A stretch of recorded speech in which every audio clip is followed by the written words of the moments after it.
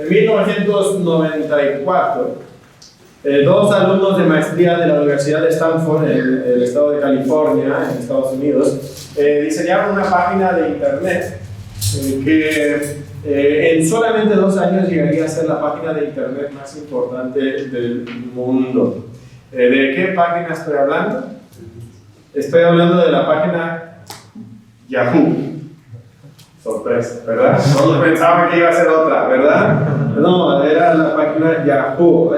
Yahoo era un portal donde había todo tipo de servicios de internet, ¿verdad? Música, videos, una red social, correo electrónico, lugar para guardar fotos, y además tenía como una función muy importante un buscador.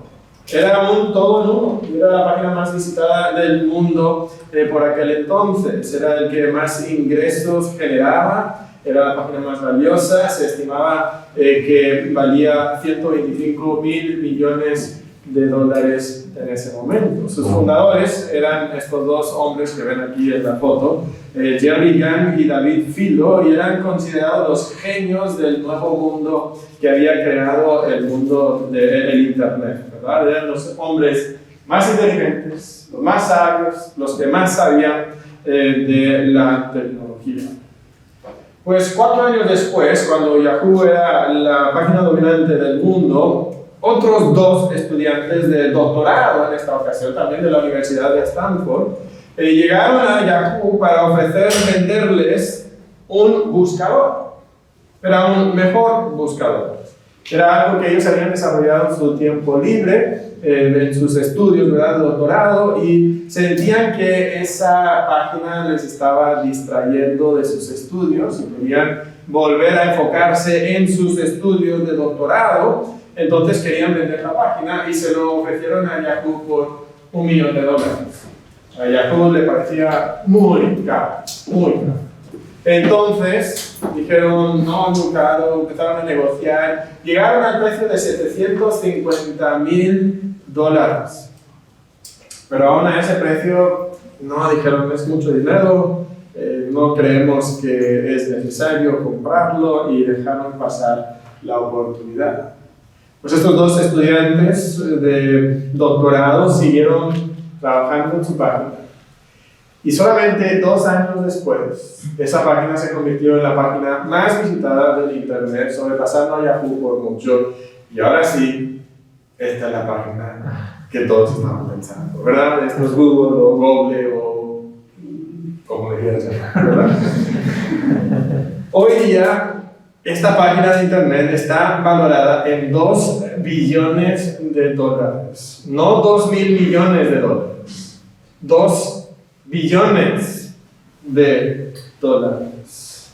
Y esa decisión de dejar pasar la oportunidad de comprar ese buscador es considerado una de las peores decisiones en la historia de la administración de empresas. Y pensamos, ¿cómo es posible que 2 genios como Jerry y David, 2 hombres que supuestamente eran los más inteligentes, los más sabios, los que más conocían, pudieran tomar una de las peores decisiones de la historia del negocio? Pero sabes, cuando empiezas a buscar este tipo de historias, te das cuenta que no es una situación única.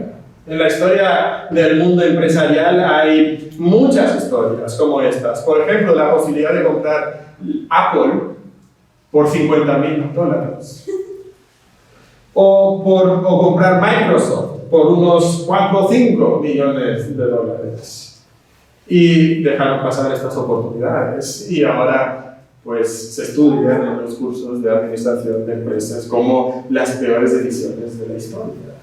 Es interesante, ¿no? Nos damos cuenta que incluso los hombres más sabios toman decisiones muy insensatas. Y esto no solamente sucede con las empresas.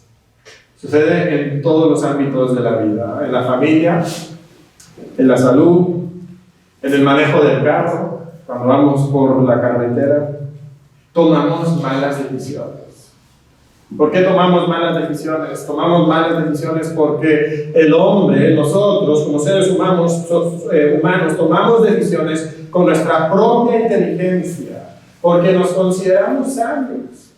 Pensamos que nosotros sabemos Pensamos que nosotros tenemos la capacidad de decidir, que nosotros tenemos la capacidad de discernir, que nosotros podemos evaluar y escoger la mejor opción. Y no solamente pasa en muchos ámbitos, pero pasa especialmente en la vida espiritual, en la vida religiosa.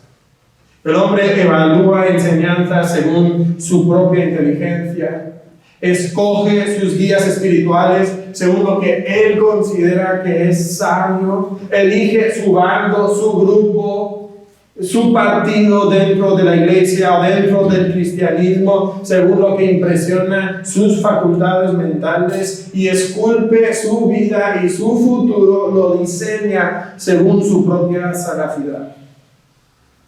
Y esto es lógico. O sea, es normal que esto suceda, porque ¿qué otra opción tenemos nosotros a la hora de decidir? O sea, tenemos un intelecto, tenemos que usarlo, tenemos que decidir, tenemos que evaluar, escoger. Para eso tenemos la inteligencia y parece que no hay otra opción. Que tenemos que escoger según nuestra propia inteligencia. Pero en el pasaje de hoy vamos a encontrar que el apóstol Pablo nos da una alternativa. Nos da otra opción. De hecho, este pasaje es un pasaje de contrastes y alternativas. En el pasaje constantemente se está presentando una opción u otra. De hecho, en 11 de estos versículos encontramos 12 palabras o frases que indican contraste. En el versículo 6 hay 2. Sin embargo, y en griego es la palabra pero. En el versículo 7, la palabra más. En el versículo 9, antes bien. En el versículo 10, pero. En el versículo 12, y, es la palabra pero en el griego, y sino en el 12. En el 13, otra vez sino. En el 14, pero. En el versículo 15, en cambio y pero. Y en el versículo 16, más. 12 veces. En 11 versículos nos está presentando contrastes. Ahora, cuando estudiamos todo lo que está presentando, creo que podemos notar que hay 3 contrastes principales que está desarrollando. Los vamos a poner aquí en la pantalla para ver cuáles son estos contrastes. El primero es que nos va a contrastar 2 clases de sabiduría. La sabiduría conocida y la sabiduría oculta. Los versículos 6 al 9. Del 10 al 13 nos va a hablar de 2 clases de espíritu. El espíritu del mundo y el espíritu de Dios. Y en los versículos 14 al 16 nos va a hablar de 2 clases de persona. El hombre natural y el hombre espiritual. Y en cada uno de estos puntos vamos a extraer, de estos contrastes, vamos a extraer un punto, una lección que debemos de aprender. ¿Ok? Entonces, antes de meternos en el pasaje, déjame tomar unos minutos para repasar lo que hemos visto ahora en 1 Corintios, porque llevamos como 5 semanas, algo así, desde el último sermón de 1 Corintios por la época de Navidad, por COVID, por todo, ¿verdad? Entonces, Pablo está escribiendo a la iglesia de Corinto porque hay muchísimos problemas en la iglesia, muchos problemas. E inicia tratando con el problema de las divisiones en la iglesia. Estas divisiones se centraban en 2 cosas. ¿Quién bautizó a quién? ¿Y qué maestro considerabas el más sabio, el más elocuente? Eso lo podemos ver en los primeros versículos del capítulo 1. Y del 1:10 al 17, Pablo les dijo que era absurdo que se dividieran de acuerdo a quién les había bautizado. ¿Por qué? Porque ¿quién murió por ellos? No el que le había bautizado, no Pablo, ni Apolo, ni Cefas, sino Cristo había muerto por ellos. Y además, entonces, luego les explica que es absurdo que ellos se dividan por la sabiduría y elocuencia de los maestros. ¿Por qué? Y les va a dar 3 argumentos. Del 1:18 al 25, les recuerda que Dios escogió salvar al hombre por la locura de la predicación de la cruz, no por la sabiduría de las palabras humanas.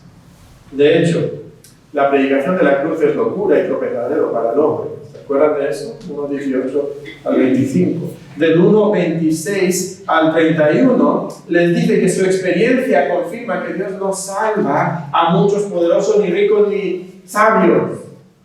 Porque ¿qué había en la iglesia de Corinto? Lo vil y lo débil y lo menospreciado.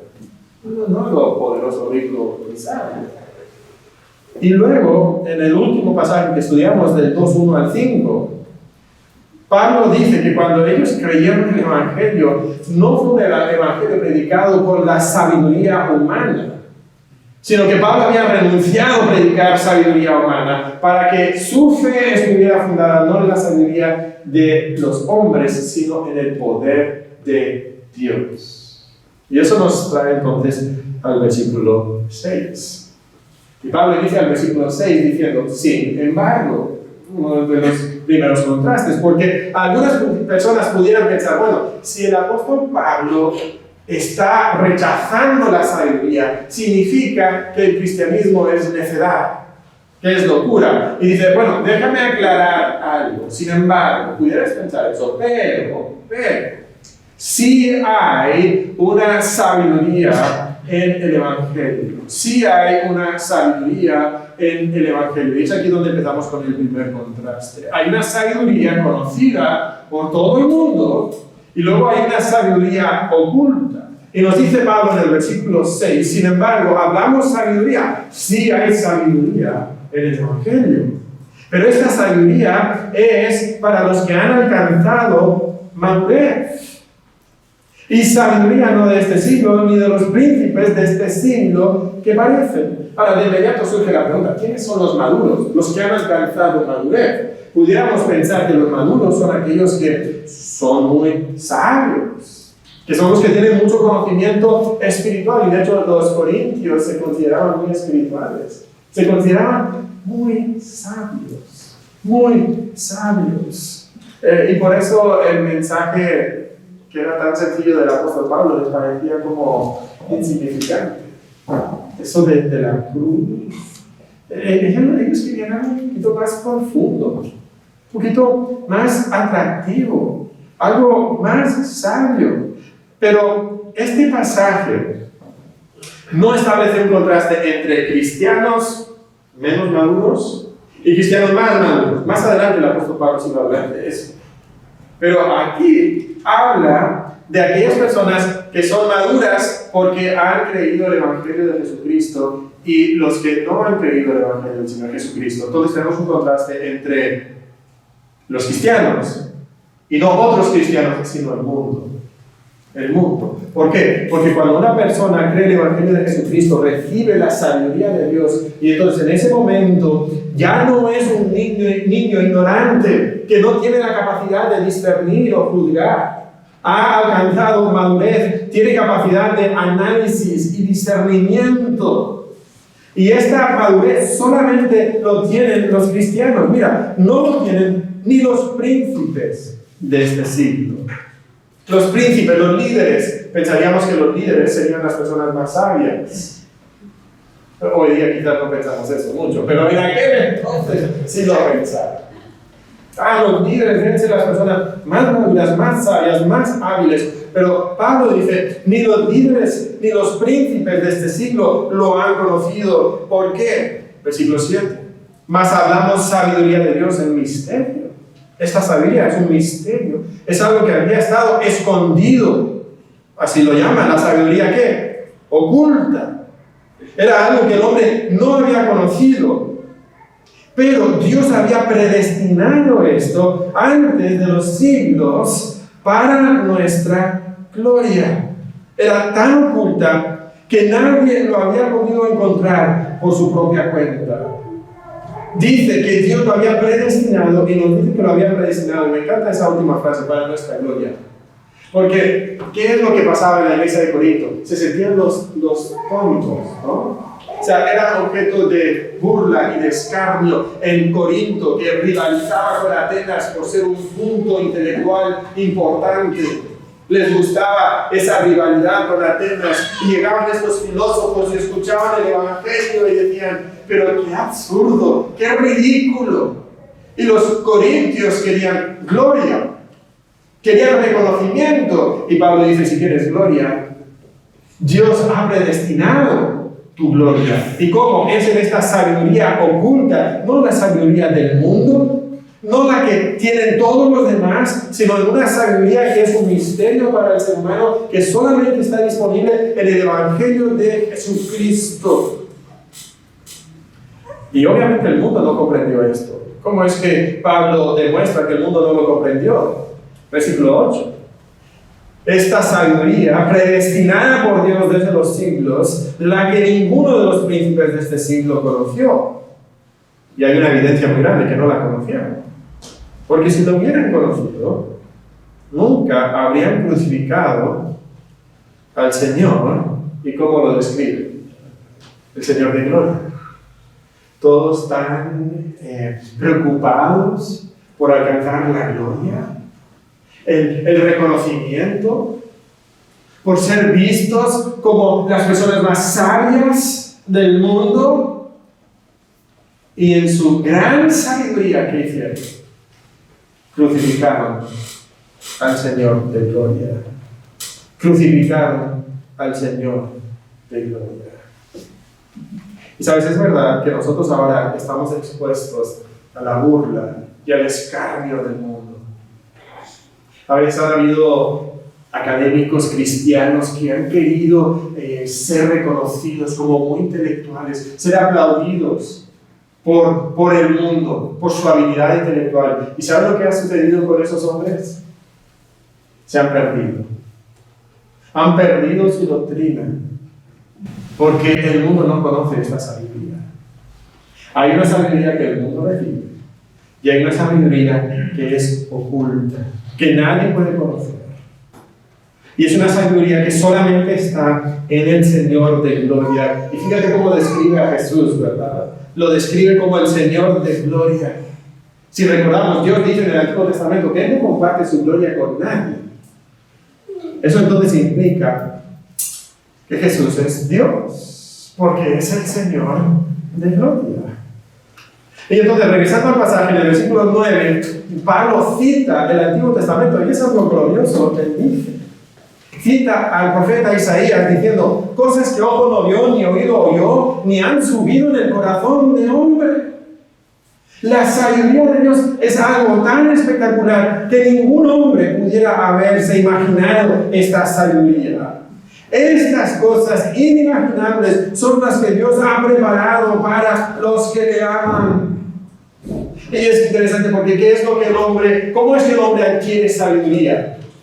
Normalmente tiene dos caminos. ¿Cuáles son los dos caminos? Bueno, primero está el camino de lo que ve. No hay muchas personas que dicen, si no lo veo, no lo creo. Si no lo veo, no lo creo. Ese es el camino del empirismo, del científico o incluso del cínico. Si no es repetible y demostrable, si no lo puedo palpar, si no lo puedo llevar a un laboratorio, no lo voy a creer. Ese no es el camino de la sabiduría.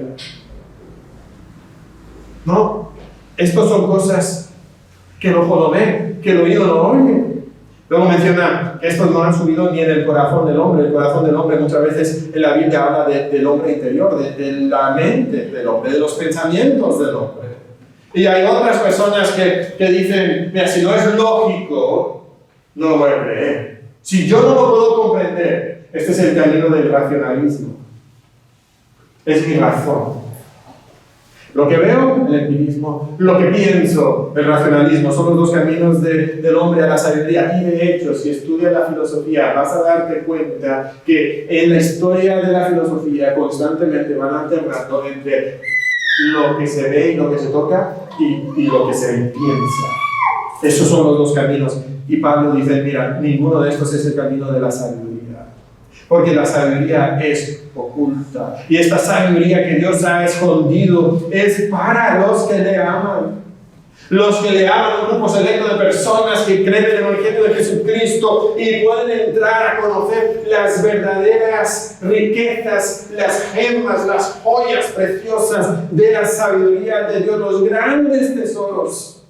Están a nuestra disposición. Dios las ha preparado para nosotros, que somos sus hijos. Esto es algo tan bonito, tan hermoso.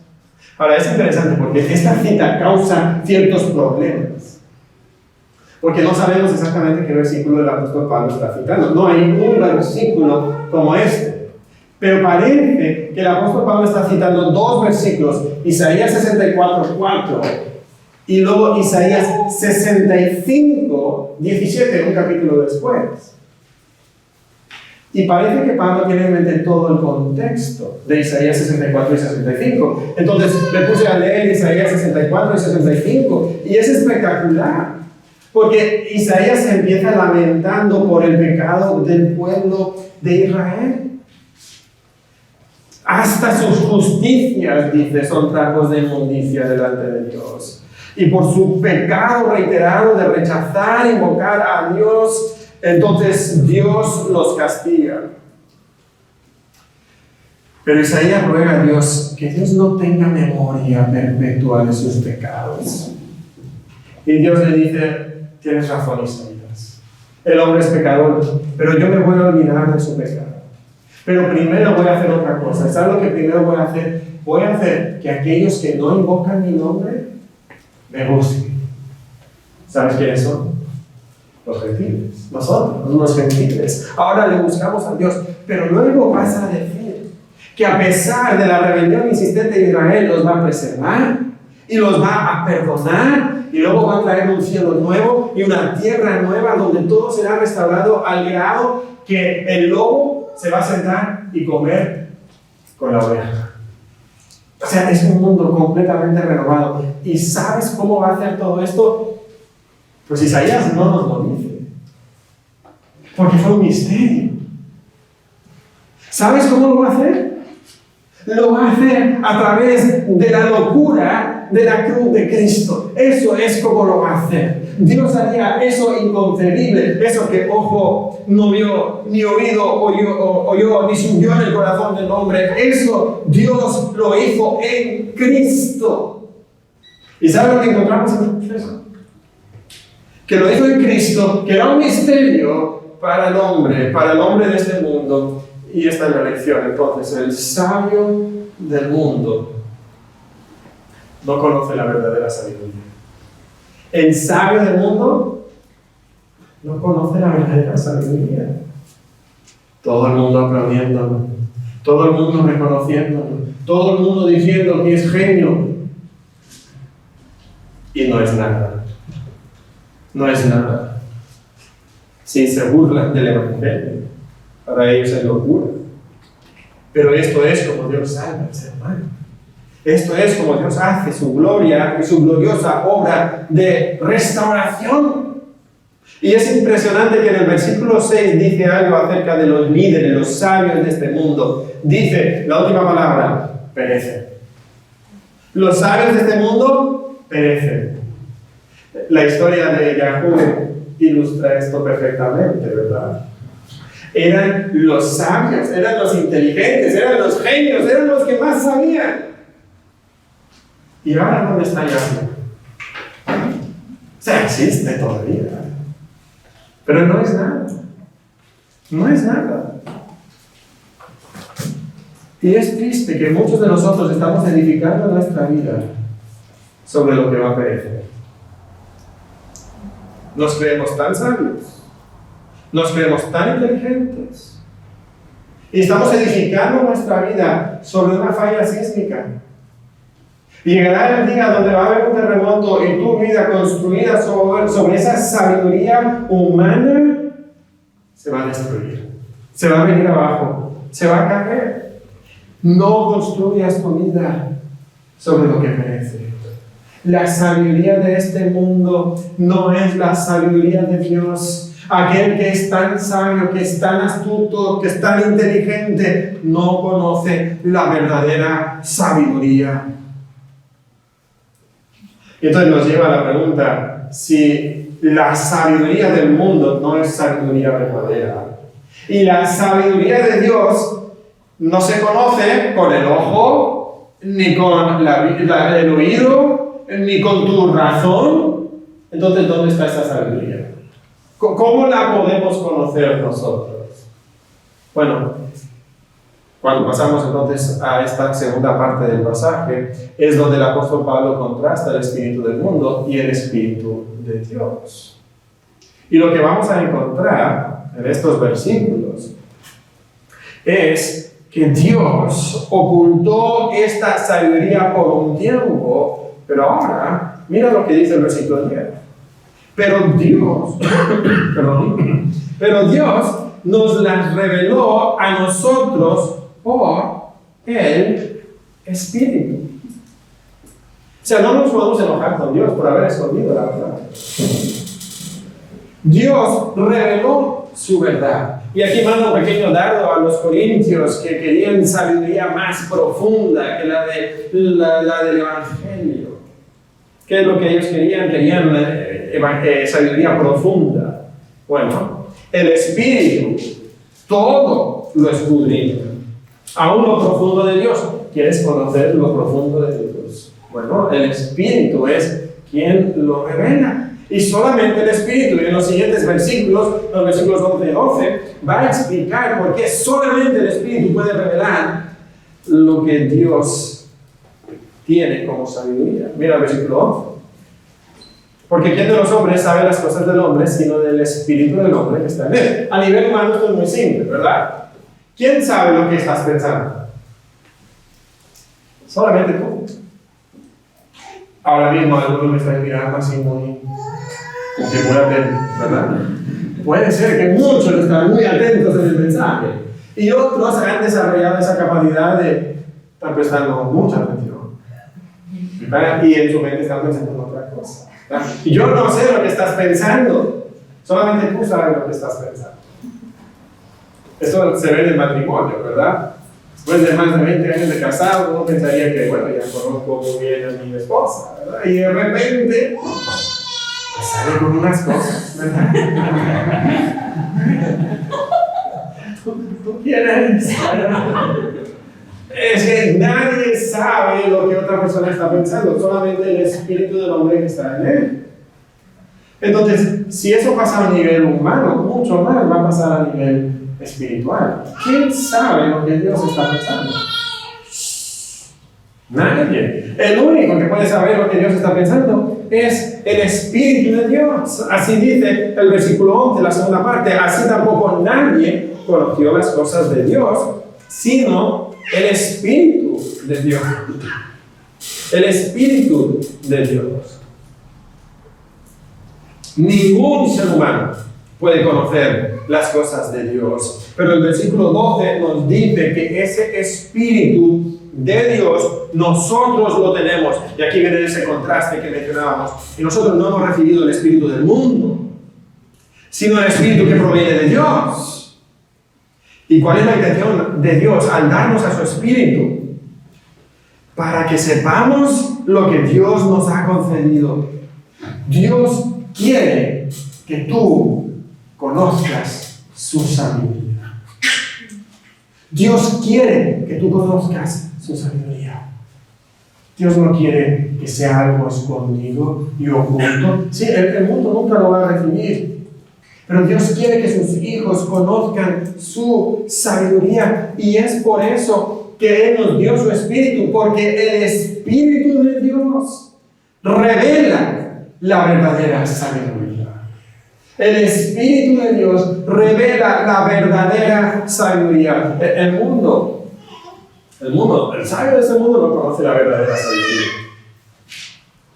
Pero el Espíritu de Dios nos revela la verdadera sabiduría. Estaba pensando cuántas personas el día de hoy corren por aquí y por allá diciendo que ellos tienen una revelación de Dios, que ellos tienen la verdad. Bueno, ¿cómo vas a saber quién tiene la verdad? Bueno, la pregunta es, ¿qué es lo que el Espíritu ha revelado? Pero ellos dicen, es que yo tengo una revelación del Espíritu. ¿Sabes dónde el Espíritu se ha revelado?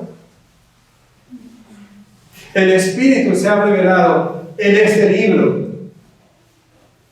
Y entonces cualquier persona que corra por ahí diciendo, yo conozco la verdad, yo soy sabio, yo tengo una verdad interesante que tú necesitas escuchar. Bueno, si eso no tiene fundamento en la revelación del Espíritu, entonces no puedes confiar en eso, porque nadie conoce las cosas que son del Espíritu de Dios, solamente el Espíritu. Y Él se ha revelado en este libro. Y tenemos que ir a este libro. Y Pablo afirma que nosotros ahora tenemos ese Espíritu y que nosotros ahora podemos saber lo que Dios nos ha concedido. Pero ¿cómo lo sabemos? Versículo 13 nos explica un poquito acerca de esto. Lo cual también hablamos, no con palabras enseñadas por sabiduría humana. ¿Cómo vas a conocer la sabiduría? No con palabras de sabiduría humana. Los griegos les encantaba la sabiduría. Había una escuela de filosofía en cada esquina. Podías ir y toparte con un famoso filósofo y te podía enseñar. Pero sabes, nunca vas a aprender la verdadera sabiduría en una escuela de filosofía. Nunca. Nunca, porque el sabio de este mundo no conoce la verdadera sabiduría. El Espíritu de Dios revela la verdadera sabiduría. Y se enseña no con palabras enseñadas por sabiduría humana, sino con las que enseña el Espíritu. Solamente el Espíritu nos puede enseñar la verdadera sabiduría y se acomoda lo espiritual a lo espiritual. ¿Qué significa aquí? Bueno, parece que el apóstol Pablo está diciendo que se enseñan las cosas espirituales, el primer lo espiritual. ¿Cómo? Acomodándolo a las palabras espirituales. Entonces hay una conexión entre palabras espirituales que enseñan cosas espirituales y es algo que no vas a aprender si no lo revela el Espíritu de Dios. No se puede aprender fuera del Espíritu de Dios. Así es. Solo el Espíritu de Dios puede enseñarte estas cosas. Y eso nos lleva entonces a preguntarnos nosotros, ¿dónde buscas tu sabiduría? ¿Dónde buscas tu sabiduría? ¿Buscas tu sabiduría en la palabra de Dios? ¿O buscas tu sabiduría en tu propia inteligencia? ¿Buscas la sabiduría quizás en Google? Pues es que ahí está la suma de todo conocimiento, ¿verdad? En Google. No, ¿dónde está la suma de todo conocimiento? Está en el Dios omnisciente del universo, que ha revelado su sabiduría por su Espíritu en esta palabra.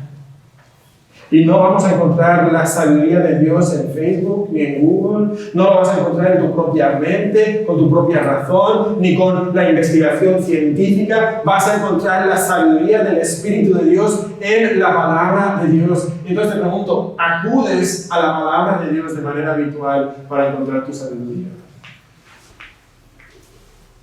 ¿Estás llenando tu mente de la palabra de Dios para que cuando surja algún tema desconocido, algún tema donde tú tienes que discernir y decidir, tienes la sabiduría del Espíritu de Dios en tu mente?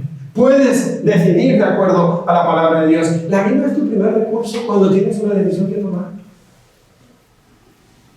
Para muchos de nosotros es el último recurso. ¿Qué tal cuando escuchamos o leemos algo? Lo estamos filtrando y comparando siempre con lo que la Biblia nos enseña. Cuando necesitas aprender acerca de un tema o tomar una decisión en tu vida, buscas el consejo del Espíritu de Dios en la palabra de Dios. Muchas veces nos creemos tan inteligentes y nos ponemos a investigar. Pero sabes, cuando crees lo que el mundo dice sin filtrarlo por la palabra de Dios, no eres inteligente, eres ingenuo. Ah, sí, puedes tener una cara así de inteligente. No, estoy investigando. Pero si no lo filtras con la palabra de Dios, eres ingenuo. Eres insensato. Porque la única manera de conocer la sabiduría de Dios es por lo que revela el Espíritu de Dios en su palabra. Y por muy intelectual que te creas, estás tragándote la necedad de este mundo. Hermano, acude a lo que el Espíritu de Dios ha revelado. Pero sabes, este pasaje no solamente nos habla de toma de decisiones, nos habla de algo incluso más allá, más importante. Nos habla especialmente del tema de la salvación. ¿Estás dispuesto a recibir lo que la Biblia nos dice acerca de la salvación? La Biblia nos dice que Dios envió a su Hijo, que se hiciera hombre y viviera una vida perfecta, y permitió que el malvado hombre asesinara al perfecto Hijo de Dios. El acto más malvado de la historia de la humanidad. Pero está la sabiduría de Dios. Ese acto tan malvado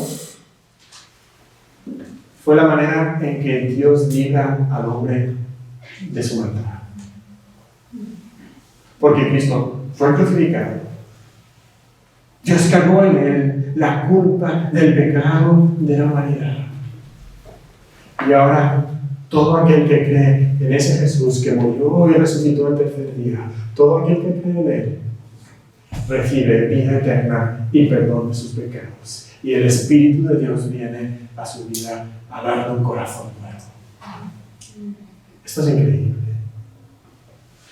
Te pregunto, ¿estás dispuesto a creer lo que la Biblia dice acerca de la salvación? Solo en Jesús. Solo en Él. Es verdad, el mundo lo considera muy absurdo. Y hay personas que no reciben este mensaje. ¿Por qué no reciben este mensaje? Es aquí donde llegamos al tercer contraste. El hombre natural y el hombre espiritual. Pablo ya dijo que los cristianos tenemos el Espíritu de Dios y no el espíritu de este mundo. Y el hombre que tiene el espíritu de este mundo es lo que va a describir en el versículo 14 como el hombre natural. El hombre normal. Y este hombre normal, este hombre natural tiene un grave problema. ¿Cuál es su grave problema? Mira, versículo 14. Pero el hombre natural no percibe las cosas que son del Espíritu de Dios, porque para él son locura. Para él son locura. No la recibe. La palabra percibe ahí. El hombre natural no percibe las cosas que son del Espíritu de Dios. Realmente la palabra recibe. El hombre natural, el hombre normal, no recibe la sabiduría de Dios. Rechaza la sabiduría de Dios. Estaba pensando, ¿cómo es esto? Bueno, es como cuando vas a pagar el estacionamiento del carro. Y tienes unas monedas. Y quizás no les ha pasado a ustedes, ¿verdad? Pero a veces traes unas monedas y agarras una moneda y la echas y te la regresan, ¿verdad? Y luego te das cuenta que es una moneda americana, ¿verdad? Y aquí en México esas monedas, esas máquinas rechazan, no reciben esas monedas. Van contra el diseño, está diseñado para que solamente entren las monedas mexicanas. Y si no es una moneda mexicana, entonces ¿qué pasa? Te la regresa, no la recibe, la rechaza. Y esto es lo que pasa con la sabiduría de Dios, esto es lo que pasa con las cosas de Dios. Viene la verdad de Dios y es expuesta delante del hombre natural, y ¿sabe lo que hace el hombre natural? La regresa, la rechaza. No, ¿por qué? Es que es locura, es que es tontería. Le parece absurdo. Es locura, es como si le hablaran en otro idioma, le parece que está balbuceando. Pero no solamente dice que el hombre natural no recibe o rechaza las cosas que son del Espíritu de Dios porque para él son locura, sino además nos dice algo que es muy fuerte. Nos dice que no las puede entender. No solamente no quiere entenderlo, no puede entenderlo. ¿Por qué? Porque se han de discernir espiritualmente. Se han de discernir con el Espíritu de Dios, y él no tiene el Espíritu de Dios, y entonces no puede discernir lo que es verdad y lo que no es verdad. Para él la verdad es mentira y la mentira es verdad. No puede entender esto. Te das cuenta que el ser humano nace en esta tierra y no puede entender el Evangelio. Y dices, bueno, es lógico, es un bebé. Pues tiene que crecer, tiene que madurar, y cuando madure, entonces podrá entender el Evangelio. Pero cuando crezca, tampoco podrá entender el Evangelio, porque es como esa máquina que rechaza esas monedas, no la puede entender. Llega la luz del Evangelio, Y es una hermosa historia de salvación en la persona de Cristo. Y no puede ver la luz. Está ciego a la luz. No puede entenderlo. No tiene la capacidad de recibirlo. Pablo habla de esto en otro pasaje, en 2 Corintios 4, 3 y 4, y dice que el hombre natural está ciego. Mira lo que dice este pasaje.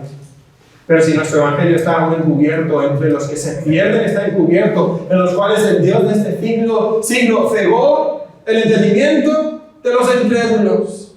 Están ciegos, les resplandece la luz y no lo pueden ver. Así dice, para que no le resplandezca la luz del evangelio de la gloria de Cristo, el cual es la imagen de Dios. Tú puedes poner a Cristo revelado en toda su gloria delante de Él y no lo va a comprender. No lo va a comprender. Eso es lo que pasa. Eso es lo que pasó. O sea, esto no es teórico. Cristo vino a la tierra. Y los sabios de aquel entonces sabían dónde Cristo iba a nacer, ¿verdad? Le preguntaron, Herodes preguntó, oye, ¿dónde va a nacer el Cristo, el Mesías? O en Belén, tenían la información. Pero nunca se acercaron para ver si era verdad. Cristo hizo sus milagros delante de ellos, imposibles de negar. No era suficiente. Lo rechazaban. Para ellos era locura. Escucharon las enseñanzas de Jesucristo con sus propios oídos. Pero todas estas verdades no se captan con el ojo ni con el oído.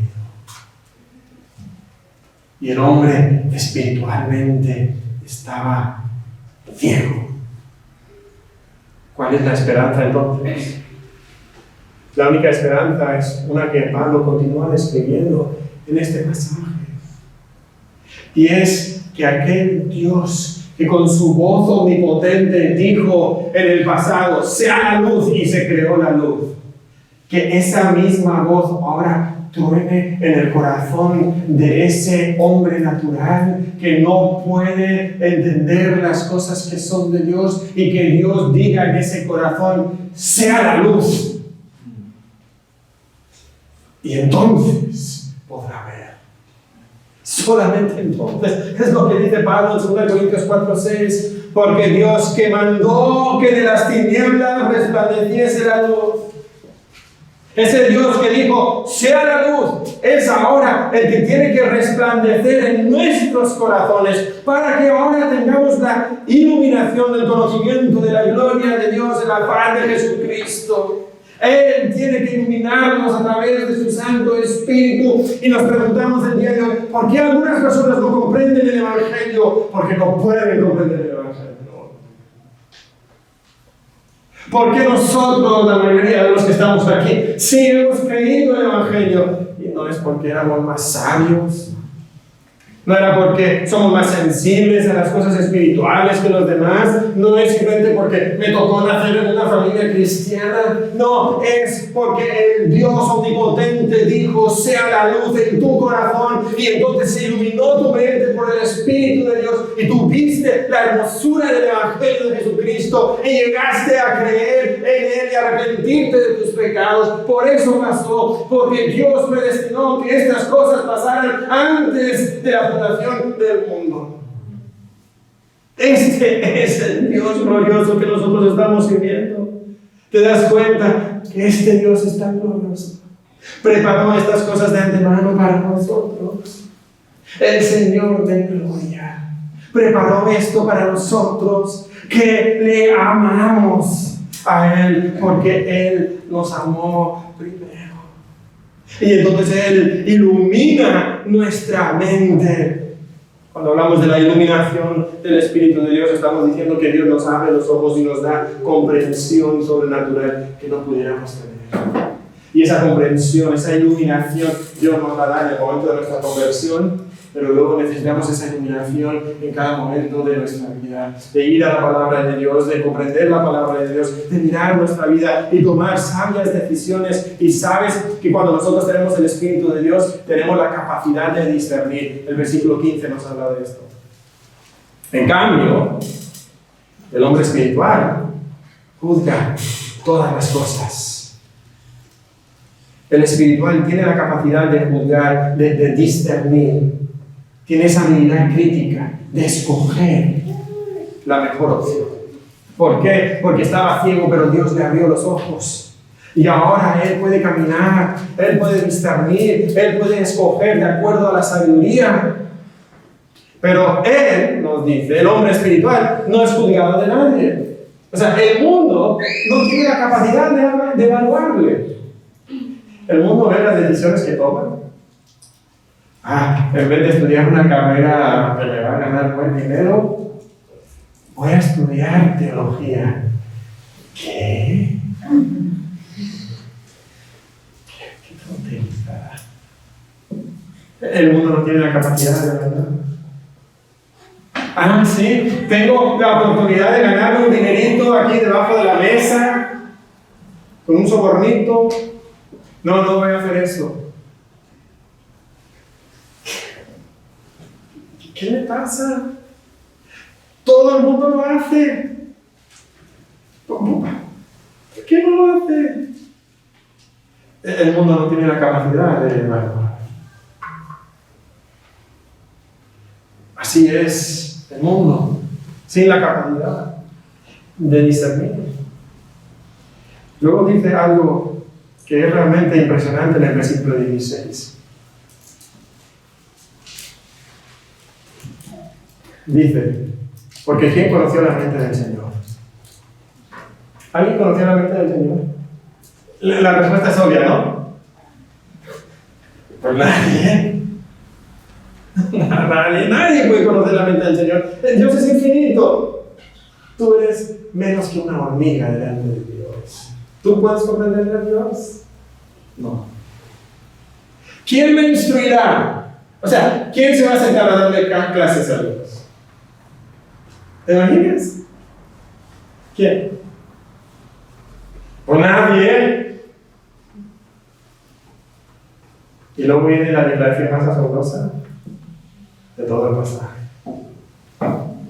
Pablo dice, pero más, nosotros tenemos la mente de Cristo. ¿Quién puede entender la mente de Dios? Nadie. Nosotros sí. Nosotros sí. Claro, no comprenderemos todo acerca de Dios, pero nosotros tenemos la mente de Cristo, porque el Espíritu de Dios nos reveló la verdad. Y entonces la tercera lección es que el hombre espiritual discierne la verdadera sabiduría. El hombre espiritual discierne la verdadera sabiduría. Sí, podemos tener la sabiduría de Dios. De hecho, la tenemos. Y qué triste, ¿no? En la iglesia de Corinto. La iglesia de Corinto que veía la sabiduría de Dios y decía, ay, pero queremos algo más profundo. Y qué triste cuando muchos de nosotros hacemos lo mismo. Tenemos la sabiduría de Dios para nuestra salvación y para nuestra santificación. Pero no. Yo creo otra cosa. Yo pienso que a mí me parece, y con eso despreciamos la infinita, insondable sabiduría de Dios. Somos sabios en nuestras propias opiniones, tomamos nuestras decisiones por nuestra propia cuenta, despreciamos al Espíritu de Dios y quizás es por eso que nuestras vidas se parecen a las vidas de los corintios. Y que nuestras iglesias se parecen a la iglesia de Corinto, llenas de problemas, llenas de inmoralidad, llenas de divisiones, llenas de malas doctrinas, malas creencias. ¿Por qué? Porque tenemos el Espíritu de Dios y despreciamos la sabiduría de Dios en nuestra vida. Y entonces somos sacudidos y somos derrotados y construimos nuestra vida sobre la falla sísmica de nuestra propia sabiduría, y un día viene el terremoto y todo se nos viene abajo y decimos: ¿qué pasó? ¿Por qué a mí? Porque despreciaste la sabiduría de Dios. Despreciaste la sabiduría de Dios, y esto nos lleva entonces a la lección principal del pasaje de hoy. Y es porque el Espíritu nos ha revelado la verdadera sabiduría. Busca la iluminación del Espíritu para tener la mente de Cristo. El Espíritu te ha revelado la verdadera sabiduría. Y ahora que nos toca a nosotros, nos toca no ser como los corintios que se pensaban tan inteligentes que no necesitaban la sabiduría de Dios, sino nos toca ir al Espíritu de Dios y clamar y pedirle a Dios su sabiduría, tener su iluminación, que Él nos llene de la luz de Dios, para que así podamos tener la mente de Cristo, para que para nuestra salvación y para nuestra santificación podamos tomar buenas decisiones, sabias decisiones, y así crecer en nuestra santidad. Hermano, tú puedes tener la mente de Cristo. No. Hermano, si eres hermano, si eres hijo de Dios, tú tienes la mente de Cristo.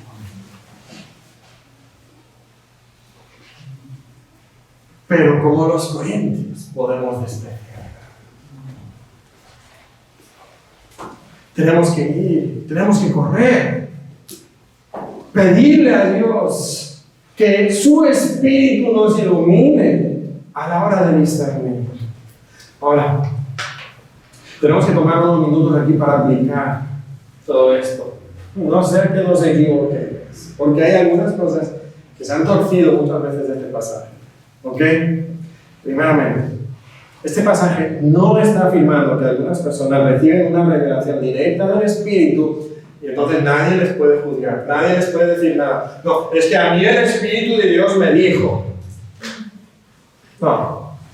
Este pasaje nos está enseñando que el Espíritu de Dios se ha revelado en su palabra. Y entonces, si quieres ser sabio, tienes que ir a la palabra de Dios. Y entonces, hermano, una pregunta muy básica. ¿Te sometes a lo que Dios ha revelado en su palabra? ¿O estás buscando algo más? Hay tantas personas cristianas que no les interesa lo que la Biblia dice.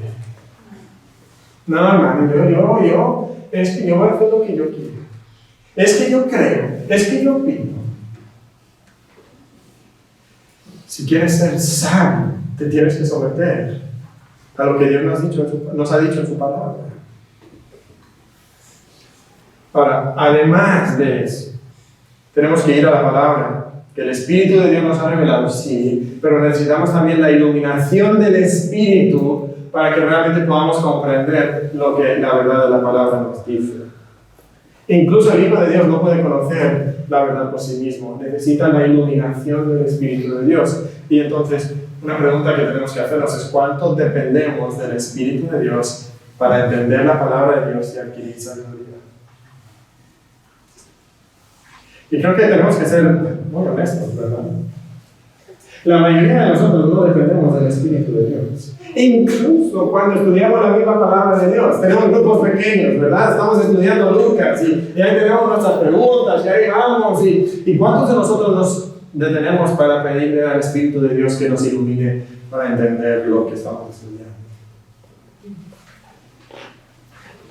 No estaba pensando, y tengo que reconocer que yo muchas veces dependo de mi propio conocimiento, de mis estudios, de mis años de estudiar la palabra de Dios, y yo creo que mi capacidad es suficiente para entender la palabra de Dios.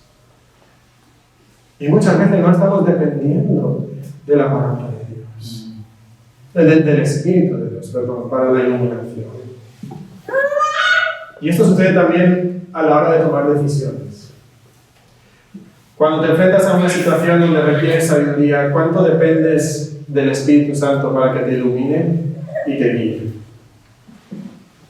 Es bonito, aquí en la iglesia tenemos muchos jóvenes de la UCLA y es bonito ver cuando llegan a ese momento de graduar y empezar a tomar decisiones por su propia cuenta. Es bonito ver como muchos de ellos toman buenas y sabias decisiones. Es hermoso. Pero también pues a veces no. A veces incluso adultos que llevan toda la vida en la iglesia de repente empiezan a desviarse. ¿Por qué? Porque no están dependiendo de que el Espíritu Santo los ilumine y guíe. Hay el hombre cristiano empresario que cree que, bueno, con la mentira. Es que en mi trabajo todo el mundo miente, entonces yo tengo que mentir también. Es que todo el mundo, así pagan, ¿verdad? Los sobornitos. Es que es la única forma. El joven, la mejor manera de vivir feliz es estudiar en una universidad prestigiosa, una carrera que le promete buenos ingresos, porque lo que le va a hacer feliz es la prosperidad económica. Esa es la sabiduría humana. Eso no te va a hacer feliz, eso no te va a guiar a una buena vida. ¿Sabes? Los pastores podemos caer en esto. Los pastores pueden diseñar sus propias estrategias para hacer crecer la iglesia. Que vamos a tener música, y vamos a tener dramas, y vamos a tener ropa moderna, y vamos a tener luces, y vamos a tener humo, y vamos a tener mensajes entretenidos y sobre todo cortos, ¿verdad? Esa es la manera de atraer a las personas y dejamos a un lado las cosas sencillas de la palabra de Dios como la predicación expositiva de la palabra, como la oración, como el discipulado, como las relaciones espiritualmente significativas. Eso es muy sencillo, eso quizás funcionaba en el primer siglo, pero eso no funciona en el siglo XXI. Y nos parecemos a los corintios en nuestra vida. Hermanos, tenemos que depender del Espíritu. Tenemos que someter cada aspecto de nuestra vida al Espíritu. Y te pregunto, ¿consideras que la Biblia realmente contiene la sabiduría que necesitas para tu salvación y tu santificación? Hay creyentes que el día de hoy dicen, pero es que eso de leer la Biblia todos los días. ¿Qué legalista es eso? Ok, a veces sí, es legalista la manera en que lo hacemos, sí. Eso de orar, no, ya necesito. Yo oro siempre. Yo oro sin cesar, no tengo que pasar tiempo en oración. Ir a la iglesia, no sabes que ahora hay Zoom, ¿verdad? No sabes que ahora hay Facebook y se transmite en YouTube, puedo ver todos los sermones que quiera. Yo no necesito una iglesia. Es sabiduría humana, despreciamos la sabiduría de Dios. Hermanos, necesitamos la sabiduría de Dios. No podemos ser sabios en nuestras propias opiniones, sino vamos a perecer. Y esa es la última pregunta. ¿Confías en el sabio evangelio de la cruz de Cristo? Puede ser que tú estás aquí y tú estás viviendo tu propia vida.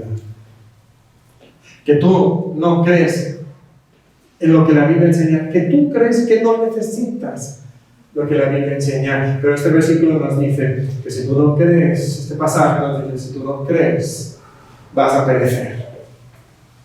Vas a perecer. Y Dios no quiere que ninguno perezca, sino que todos procedan al arrepentimiento. Y entonces, ¿por qué no vienes a Cristo y crees en el Hijo de Dios que vino a morir por nuestros pecados? Resucitó al tercer día, y ahora todo aquel que le cree no se pierde, mas tiene vida eterna. ¿Estarías dispuesto a entregar tu vida a Jesús? Yo te invito a que tú lo hagas. Voy a invitar que lo hagas y que pienses un tiempo, unos minutos aquí de reflexión, para que podamos pensar en esto que Dios nos ha enseñado. Oraré y luego tomaremos unos minutos de reflexión. Padre, gracias por tu increíble sabiduría, oculta, pero ahora revelada en Cristo. Y Padre, te pido que nosotros podamos ser hombres santos, mujeres santas, iglesias santas. Porque tú nos has regalado esa sabiduría y vamos a ti pidiendo que tú nos ilumines. Padre, no dejes que seamos sabios en nuestra propia vida. Y Padre, te pido que si hay alguien aquí que no ha puesto su fe en Jesucristo, Señor, su vida está sobre una falla sísmica que le enviará directo al infierno. Te pido que pueda creer en Jesús, entregar su vida a Cristo y ser salvo y ser sabio. Ayúdanos.